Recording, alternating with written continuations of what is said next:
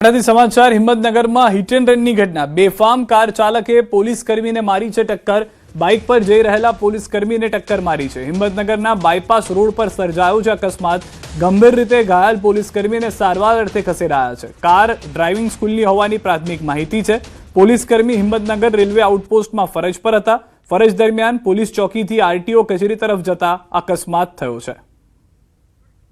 तो दृश्यों में आप જોઈ રહ્યા છો તે પ્રમાણે હિંમતનગર સાબરકાંઠાના દ્રશ્ય જે રીતે કાર ચાલક છે એ બેફામ જઈ રહ્યો છે, આગળ બાઇક ચાલક જતા હોવાની પણ તેને જાણ ન હોય તે પ્રમાણે ટક્કર મારે છે। જે બાઇક ચાલક હતા તે પોલીસ કર્મી હોવાની હાલમાં જાણકારી પ્રાપ્ત થઈ રહી છે। ટક્કર માર્યા બાદ કાર ચાલક જે છે તે ઊભો પણ નથી રહેતો અને ત્યાંથી રફુ ચક્કર થઈ જાય છે। હવે ગીર સોમનાથથી સમાચાર। ડમ્પિંગ યાર્ડમાં ફરી આગની ઘટના। વેરાવળ પાટણ સંયુક્ત નગરપાલિકાના ડમ્પિંગ યાર્ડમાં ફરી આગ ભભૂકી ઉઠી છે। આગ બાદ સમગ્ર વિસ્તારમાં જોવા મળ્યા છે ધુમાડાના ગોટે ગોટા। આગની ઘટનાને કારણે લોકોને અવરજવરમાં પણ મુશ્કેલી છે। રાહદારીઓ અને સ્થાનિકોને શ્વાસ લેવામાં તકલીફ પડી રહી છે। વારંવાર આગ લાગવાની ઘટનાને લઈને સવાલો ઉઠ્યા છે। વેરાવળનું જે ડમ્પિંગ યાર્ડ છે એમાં વારંવાર આગ લાગે છે, એ વાત સાચી છે અને દરેક વખતે નગરપાલિકા ફાયર ફાઇટિંગ કરે છે। ગઈકાલે પણ અમારી આખી ટીમ હતી, અત્યારે પણ અમારી ટીમ ફાયર ફાઇટિંગ કરી રહી છે। આગના કારણો હજી જાણી શકાણા નથી, એ તપાસ હેઠળ છે કે કયા કારણોસર વારંવાર આગ લાગે છે। છોટાઉદેપુરથી સમાચાર। બાળકોની સંખ્યાને લઈને મોટો ઘટસ્ફોટ થયો છે। શાળા પ્રવેશોત્સવ દરમિયાન અધિકારીઓએ કર્યો છે ઘટસ્ફોટ। તણખલા ખાતે યોજાયેલા કાર્યક્રમમાં હાજરીને લઈને ચિંતા વ્યક્ત કરી છે। અધિકારી ગંગા શરણ સિંઘે હાજરીને લઈને વ્યક્ત કરી ચિંતા। ધોરણ 7 અને 8માં બાળકોની સંખ્યા ઓછી, રજીસ્ટર સંખ્યા કરતાં સંખ્યા અતિ ઓછી। સ્પીચ દરમિયાન બાળકોની સંખ્યાની બાબત પૂછતા શિક્ષક અને એસએમસીના સભ્યો ગૂંચવાયા। ગરીબી હોવાના કારણે રોજગારી અર્થે બહાર વાલીઓ બાળકોને લઈ જતા હોય છે, એ પણ કારણ હોઈ શકે છે તેવું અધિકારીએ કહ્યું। સરકાર તો વધુ બાળકો આવે તેવા પ્રયત્નો કરી રહી છે। અધિકારીના નિવેદન છે, સરકાર એવું ઈચ્છે છે કે બાળકો અભ્યાસ કરે। અધિકારીએ ભૂમિકા ઉપર સવાલ ઉઠાવ્યા। ગઈકાલે પણ અમે બાળકોને વાલીઓ સાથે મીટિંગ કરી હતી જેવું આચાર્ય તરફથી કહેવામાં આવ્યું છે। તો આજના કાર્યક્રમથી વાલીઓ વાકેફ કરવામાં આવ્યા હોવાની વાત પણ આચાર્યએ કરી છે। વાલીઓમાં જાગૃતતાનો અભાવ હોવાનો દાવો પણ પ્રિન્સિપલ તરફથી કરવામાં આવ્યો છે। એવી રીતે કચ્છ 7 માં 58 વિદ્યાર્થી છે। 58 વિદ્યાર્થી કચ્છ 8 વાળા છે। 7મી ધોરણના ધોરણ 7 ના વિદ્યાર્થીઓ ઊભા થઈ જાવ બચ્ચા। ધોરણ 7 ઊભા થાઓ। अब आप बताओ 42 विद्यार्थियों છે। आ पेपर ना आंकड़ा मतलब नहीं, हूँ सरकार में आवा अधिकारी नहीं। बालको टके स्कूल में 42 बालको क्या है और 300 बदा आखा मड़ी ने 310 बालक है। बेसी जाओ बालको तो 310 बालको छे। आप लोग जो 310 बालको भाई खड़ा हो भाई हो बताओ कि एडमिशन लीधा पछी क्लास में टका रहे, टकी ने पढ़े तो ज आ शालाना उद्देश्य पूरा थशे ने तो सब બધું બેકાર છે। 82 બાળકો બાલક બાલિકાઓ છે આમાં છે નથી। આજે જો એ 82 નથી ત્યારે કોઈ પણ દિવસ 82 થતા હોય આમાં શંકા તો છે। એવી રીતે કચ્છ 7 માં 58 વિદ્યાર્થી છે। 58 વિદ્યાર્થી કચ્છ 8 વાળા છે। 7મી ધોરણના ધોરણ 7 ના વિદ્યાર્થીઓ ઊભા થઈ જાવ બચ્ચા। ધોરણ 7 ઊભા થાઓ। अब आप बताओ 42 विद्यार्थियों છે। आ पेपर ना आंकड़ा मतलब नहीं, हूँ सरकार में आवा अधिकारी नहीं। કારણમાં તો અમે ગઈકાલે પણ બાળકોના વાલીઓની મીટિંગ કરી હતી। 22 તારીખે પણ એસએમસીની મીટિંગ કરી હતી। આજના કાર્યક્રમથી વાકેફ કરેલા પણ બાળકોના જે વાલીઓમાં જાગૃતતાનો અભાવ છે એને લઈને અમારી શાળામાં થોડાક બાળકો અનિયમિત વધારે રહેશે। तो ऐसा भी हो सकता है कि कई लोग गार्जियन जो है एडमिशन तो करा देते हैं, बाद में जो होता है बच्चों को जैसे विस्थापित मान लीजिए कि कहीं काम करने बाहर चले गए तो बच्चों को साथ लेके चले गए, ये भी कारण हो सकता है।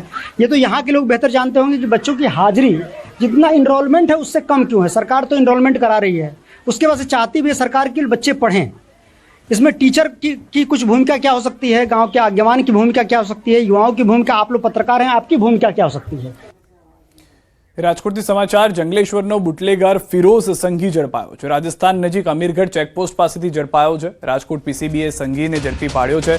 તાજેતરમાં એસએમસી દ્વારા 70 લાખથી વધુનો ભારતીય બનાવટનો વિદેશી દારૂ કુવાડવા રોડ પોલીસ સ્ટેશન વિસ્તારમાંથી ઝડપી પાડવામાં આવ્યો હતો. એસએમસીની પ્રાથમિક તપાસમાં દારૂનો જથ્થો ફિરોઝ સંઘી સહિત દ્વારા મંગાવવામાં આવતો હતો. ફિરોઝ દારૂ સહિતના 35થી વધુ ગુનામાં સંડોવાયેલો અને 7 વાર પાસા કાપી ચૂક્યો છે.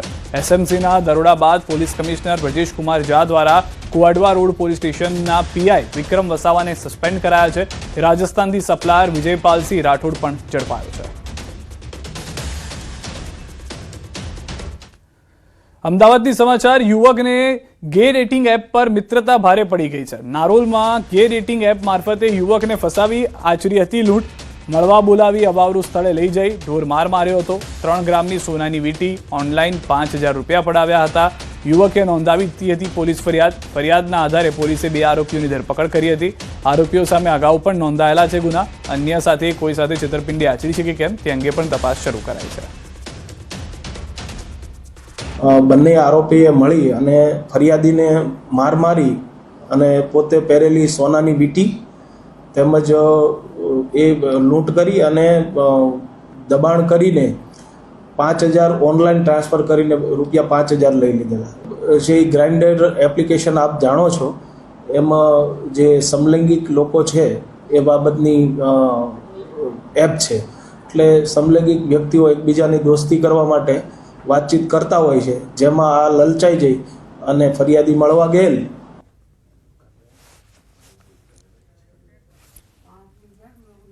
ભાવનગર તાલુકાના નવા રતનપર ગામમાં પ્રથમવાર સરપંચ વિરુદ્ધ અવિશ્વાસનો પ્રસ્તાવ પાસ થયો છે. અવિશ્વાસનો પ્રસ્તાવ 2/3 બહુમતીથી પસાર થતા સરપંચ ગૌતમ બારૈયાને પદભ્રષ્ટ કરવામાં આવ્યા છે. વિસ્તરણ અધિકારી વી.બી. દવેની હાજરીમાં યોજાયેલી બેઠકમાં 10 સભ્યોની સમિતિમાંથી 2 સભ્યોએ અગાઉ રાજીનામું આપ્યું હતું, જ્યારે 2 સભ્યો ગેરહાજર રહ્યા હતા. હાજર સભ્યો 6 સામે 1 મતથી અવિશ્વાસનો પ્રસ્તાવ મંજૂર થયો. સરપંચ સામે ભ્રષ્ટાચાર, સભ્યોને વિશ્વાસમાં લીધા વગર કામગીરી કરવા તેમજ એટ્રોસિટીની ધમકી આપી માનસિક ત્રાસ આપવાના આક્ષેપો કરવામાં આવ્યા હતા. કે સરપંચ પોતે પોતાનું મનસ્વી વર્તન રાખી સભ્યોને કાંઈ પણ ગણકાર્યા વગર પોતપોતાની રીતે કામ કરી જાય તો સરપંચના કોઈ પણ હોદ્દાનો ઉપયોગ પોતાની રીતે કરી અને પોતે કરે છે એની સામે અવિશ્વાસ કરવામાં આવ્યો છે. 2/3 અંદર 6 સભ્યોની બહુમતી સાથે અવિશ્વાસ પસાર થઈ ગયો છે. મહેસાણાથી સમાચાર. મહાનગરપાલિકાની પ્રથમ સાધારણ સભામાં ભારે હોબાળો અને રાજકીય ઘર્ષણ વચ્ચે યોજાઈ હતી. વિકાસના વિવિધ મુદ્દાઓ પર ચર્ચા દરમિયાન ભાજપના મહામંત્રી ભગાજી ઠાકોરે વિવિધ કમિટીઓની જાહેરાત કરવાનો પ્રયાસ કરતા કોંગ્રેસના કોર્પોરેટરોએ તેનો ઉગ્ર વિરોધ નોંધાવ્યો હતો. કોંગ્રેસે આ કાર્યવાહી મહાનગરપાલિકાની નિયમિત પ્રક્રિયા વિરુદ્ધ હોવાનું કહી સવાલ ઉઠાવ્યા હતા. આ મુદ્દે ભાજપ અને કોંગ્રેસના કોર્પોરેટર આમને સામને આવી જતા સભામાં ઉગ્ર બોલાચાલી અને તંગદિલીનો માહોલ સર્જાયો હતો. સભા દરમિયાન અધિકારીઓને બહાર જવા કહેવામાં આવ્યા હોવાનો પણ કોંગ્રેસે આક્ષેપ કર્યો છે. જોકે ભારે હોબાળા વચ્ચે અંતે વિકાસના વિવિધ ઠરાવો સર્વાનુમતે મંજૂર કરવામાં આવ્યા હતા. કે ભાઈ આ કોઈ પાર્ટી ભારતીય જનતા પાર્ટીનો મંચ નથી. આ કોર્પોરેશનનું સામાન્ય સભાનું બોર્ડ છે, જે તમારા પક્ષના દંડક હોય, પક્ષના નેતાઓ એ સંચાલન કરી શકે છે. ડેપ્યુટી મેયર કરી શકે, મેયર કરી શકે કે બીજા કોઈ સભ્યશ્રી કરી શકે. પણ ભારતીય જનતા પાર્ટીનો હોદ્દેદાર એવું કે ઊભો થઈને કે તમે બધા બહાર બેસો થોડી વાર ચાલુ સભામાં, તો આ કેટલું ઉચિત? મ્યુનિસિપલ એક્ટની જોગવાઈઓ મુજબ જોવા જઈએ તો કાઉન્સિલરશ્રીઓ હોય કે પદાધિકારીઓ હોય અને અધિકારીઓ હોય તે જ સભાની અંદર ભાગ લઈ શકે છે. રાજકીય પાર્ટીના કોઈ પણ ગમે તેવો મોટો હોદ્દો ધરાવતા હોય એ રહે કે નાનો હોદ્દો ધરાવતા હોય એમને કાયદાકીય રીતે સભાની અંદર બોલવાનો કોઈ પણ જાતનો અધિકાર ન હોવા છતાં પણ આજે રાજકીય મંચ બનાવી અને સ્ટેજ ઉપર આવી અને માઇક દ્વારા એમની કમિટીઓની જે રચના હતી એની અંદર વિક્ષેપ પાડવાનો એમને પ્રયત્ન કરેલ છે. મહેસાણા મહાનગરપાલિકાની પ્રથમ સાધારણ સભા આજે પંડિત દીનદયાળ ટાઉન હોલ ખાતે યોજાઈ હતી. ભાજપના 5 ચૂંટાયેલા કોર્પોરેટરની ગેરહાજરી વચ્ચે યોજાયેલી આ બેઠકમાં વિકાસ કામો, મહત્વના ઠરાવો તેમજ વિવિધ કમિટીઓની રચનાને સર્વાનુમતે મંજૂરી આપવામાં આવી. બેઠક દરમિયાન નવી કમિટીઓની રચનાની જાહેરાત કરવામાં આવી હતી. જોકે કેટલાક મુદ્દાઓને લઈને ચર્ચા અને વિવાદના દ્રશ્યો પણ સામે આવ્યા હતા. મહિલા કોર્પોરેટરના પતિઓ સભા સ્થળે હાજર જોવા મળતા તે પણ ચર્ચાનો વિષય બન્યો. ભારે ચર્ચા અને વિવાદો વચ્ચે પૂર્ણ થયેલી પ્રથમ સાધારણ સભા બાદ હવે મનપાની નવી કમિટીઓ અને લેવાયેલા નિર્ણયોની કામગીરી પર સૌની નજર રહેશે. એજન્ડા મુજબનો નવું કામ અને 2 હાથ ઉપરના કામ એમ ટોટલ 11 કામ હતા. એમાં 11 કામ સર્વાનુમતે મંજૂર કરવામાં આવ્યા છે. 12 સમિતિની રચના કરવામાં આવી છે. એજન્ડા મુજબના ઠરાવ નક્કી કરવામાં આવ્યા છે. નડિયાદમાં પૂર્વ કાઉન્સિલર પર થયેલા હુમલાના મામલે પોલીસે ઝડપી કાર્યવાહી કરતા 2 આરોપીઓની અટકાયત કરી છે. આરોપી કશ્યપ પ્રજાપતિ અને કિશોરભાઈ વરિયાને પકડી પાડવામાં આવ્યા છે. પ્રાથમિક તપાસ મુજબ ઝાડ કાપવાની સામાન્ય બાબતે શરૂ થયેલો વિવાદ મારામારી સુધી પહોંચ્યો હતો. ઘટનામાં આરોપીઓએ પૂર્વ કાઉન્સિલરના માથાના ભાગે ઘા મારતા તેમને ગંભીર ઈજા પહોંચી હતી. નડિયાદ પશ્ચિમમાં આવેલી વાઘેશ્વરી સોસાયટીમાં આ ઘટના બની હતી, જેમાં નડિયાદ નગરપાલિકાની ચૂંટણી શાખાના કર્મચારી કિશોર વરિયાનું નામ સામે આવતા મામલો વધુ ચર્ચાસ્પદ બન્યો છે. જોકે સામે પક્ષે જીનલબેન પ્રજાપતિએ પણ ફરિયાદ નોંધાવતા પોલીસે આગળની તપાસ હાથ ધરી છે. કાઉન્સિલર હતા એટલે પોતાના વિસ્તારમાં રિમોન્સનની કામગીરીમાં ઝાડ કપાવતા હતા. આ અનુસંધાને જે હાલના જે આરોપીઓ છે કશ્યપભાઈ અને એમના પરિવારજનોએ વાંધો લીધેલો અને આ આધારે તેમની વચ્ચે અંદર બોલાચાલી થયેલી.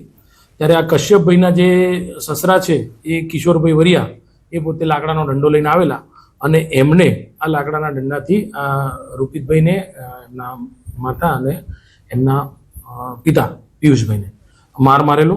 જે અનુસંધાને પોલીસે વિગતવારની ફરિયાદ નોંધી લીધેલી છે.